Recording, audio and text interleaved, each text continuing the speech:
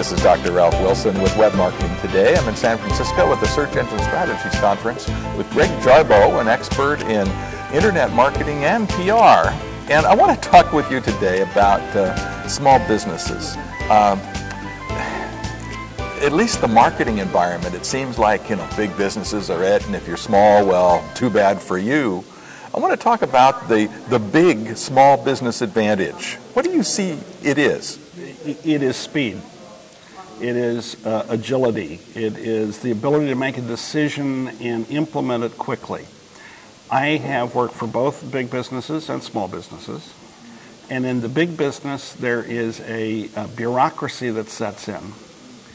And in the bureaucracy, somewhere, somehow, somebody down the hall heads up what I call the Department of Sales Prevention. And they can always find a reason to stop something, and it was like, well, why? It's like, well, I've got to mull it over because I'm the Department of Sales Prevention, and we can't do that here. And it's like, oh man. So a small business has an advantage of being able to sift through all the options, decide, no, I'm not going to move, or yes, I am going to move. And that ability to make those decisions quickly, it can. In fact, I think it's the reason why small business creates more new jobs than big businesses do, is they can see the opportunity to move on it, they can see the threat and move on it long before the big business has figured out how to get all the people in all the departments to finally realize, you know what, I think we're losing money here. And a much shorter chain of command, and therefore a lot better communication with the lowest level of employees than you would have in a typically larger business. And in some business, the lowest level of employee is the owner. So he's the high, he's the low, she's the high, she's the low. That's right. And there's no disconnect. There's no disconnect. If you're talking about who's in charge of customer support, it's them. If you say, pardon me, who's the greeter at the door, it's them. Yeah. And I don't think we ought to be ashamed of that. No, it's an advantage. You pick up clues about what works faster than somebody who is disconnected and waiting for a monthly report.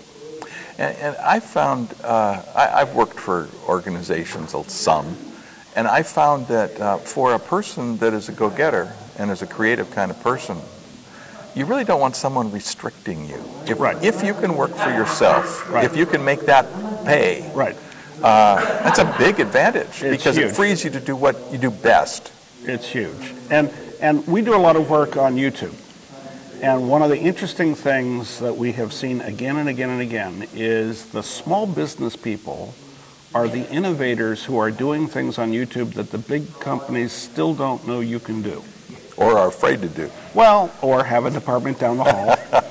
The one thing I've learned also about small business is if the owner is the creator engine of the whole thing, and he gets or she gets too many employees, then he or she gets promoted to be a manager rather than what they do best. Yes.